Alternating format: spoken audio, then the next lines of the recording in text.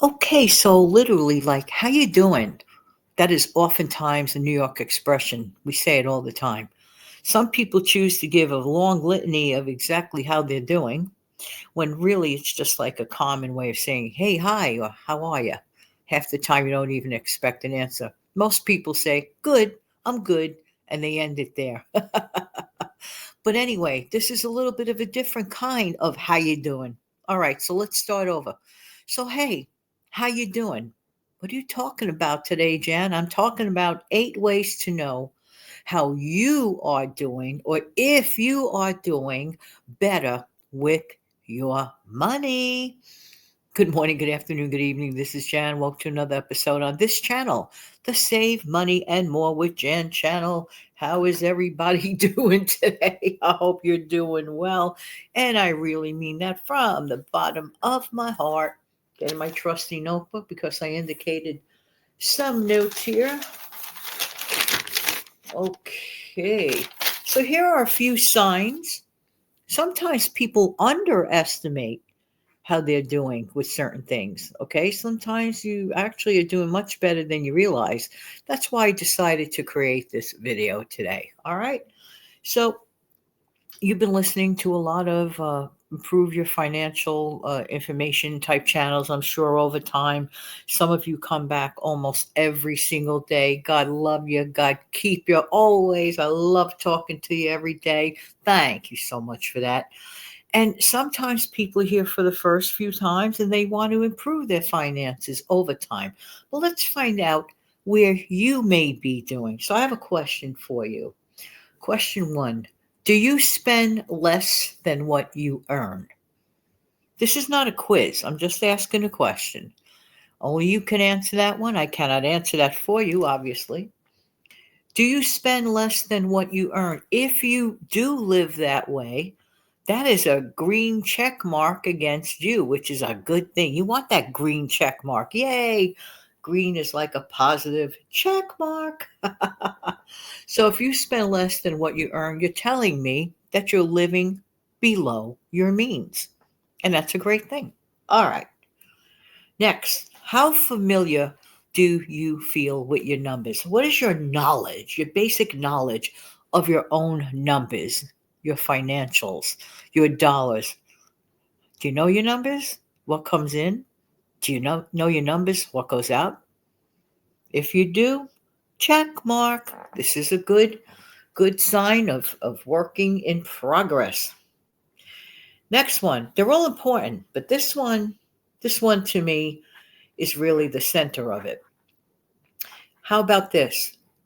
Do you pay down or control your debt? DEBT. Are you in the process of paying down and slash or controlling your debt? If you are, you earned yourself another check mark. How are you liking some of your own responses? Does that put a smile on your face? Is it telling you are on the road to doing very well financially? I hope it puts a smile on your face. Okay, next. Are you able to cover periodic expenses that come up? One thing about a car, one thing about a house, and one thing about health. There are expenses that seem to pop up out of like nowhere, okay? So are you able to cover periodic expenses that come up? Again, only you can answer that question. Now, that one, I bet a lot of people are like, well, yeah, yeah. Don't ask me why I get that impression. I have no idea. I just do. All right. Next. This is important. They're all important. All right. Next. Are you in the process? Remember, everybody's a work in progress. So that's why I'm asking it in this manner. Are you in the process as a work in progress for saving up for emergencies and preparing for possible income loss? There's a lot of rumors going around. I don't know how true it is. I look at it this way. A lot of people are talking about preparing for a bunch of layoffs, okay? This is what I hear and see on the climate of trending videos that come up. Sometimes people sensationalize things and you see like a whole ton, but sometimes it's the reality, okay? So even ignoring the climate of any video or rumor or whatever, we don't know. But why wouldn't it hurt?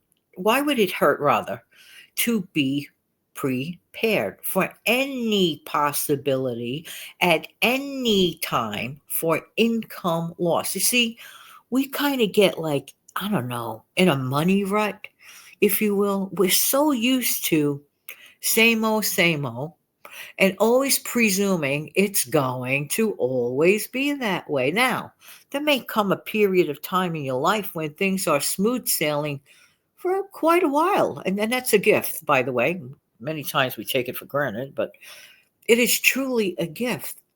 We don't really know things that are to come. That's why, especially during those smooth sailing periods of time in life, think for a minute, not dwell in it, not fearfully, not be afraid, but think of the total possibility of an income loss. What would you do?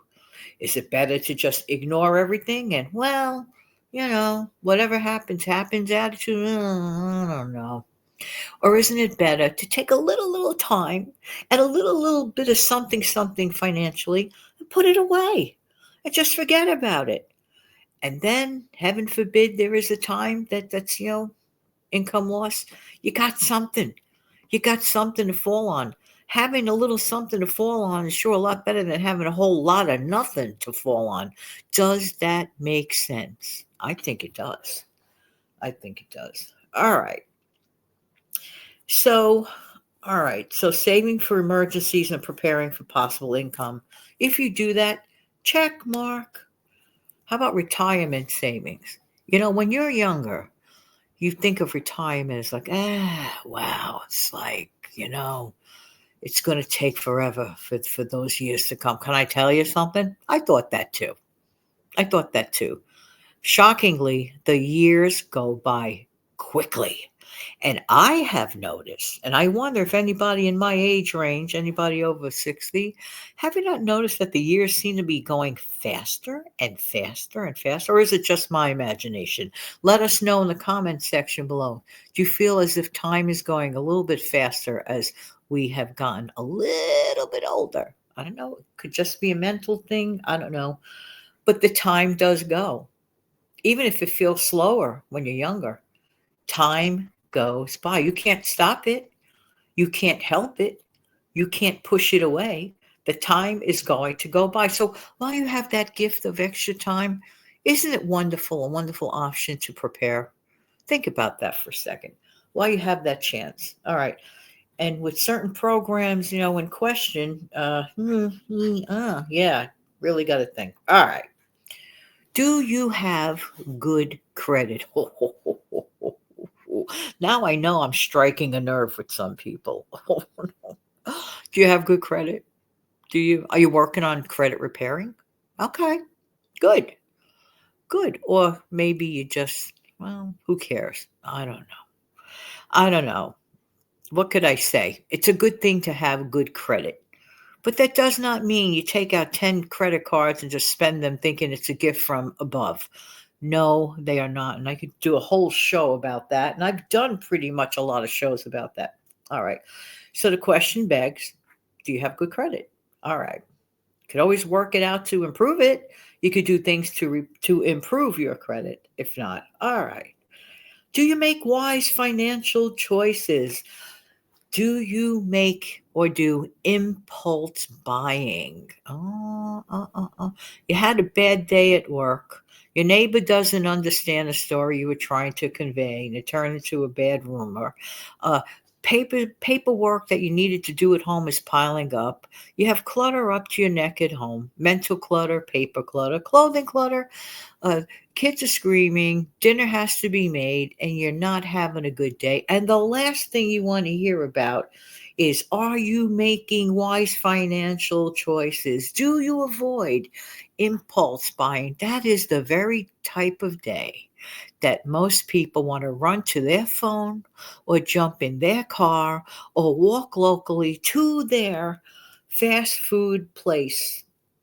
Fine if you can do it. Listen, I always say this, if you can do it, fine. But for the person that I'm trying to gear for, okay, because I call myself the Training Wheels and Savings channel, okay, the person I am trying to gear for, and a lot of people who are very well off financially listen to this channel, and I thank you. That's a very, very huge compliment, by the way. Thank you. But I have my concerns for the person who does not have the means and does have a bad day. Life does happen, and bad days do happen. And then you hear things, silly, terrible things, the negative news, shut it off. One thing, you may not be able to control neighbors with that may be, well, let's just say slightly annoying, if you will, or the paperwork that's stacking up to the ceiling that you have to take care of. I can't help you there, but I can definitely suggest strongly, stay away from the negative news. If you are having a really bad day, stay away from the negative news, because those are the kinds of days, and listening to the negative information is going to make you want to either do this, eat a whole cake for dinner, or call in a $45 pizza with money you really don't have, or worse still, finance your bacon and eggs. You see where I'm going with this, and lately they're making it so easy for people to lose money they don't have. Okay, all of these impulsive buy now, pay later, and with food, buy now, pay later with food. No, no, no, no, no, no, no, no. That's why, and this is another show, when you go grocery shopping, truly devote your food shopping to the avoidance of things like that. Utilize the stuff that you have. Make fun dinners, make prepared stuff. Those are the days I reach into my freezer and I'll pop something in the oven that I made. I know it's good because I made it. I don't have to cook it again because it's already cooked. I don't have to deal with a big mess because I took care of that already. So therefore, we can do it. And I really hope that you aced out on these 8 ways to know how you're doing with your money. Let me know in the comment section below if you found this video helpful. Don't forget to click like, share, and subscribe. I truly, truly appreciate this. Take good care of yourself and your amazing family. Thank you.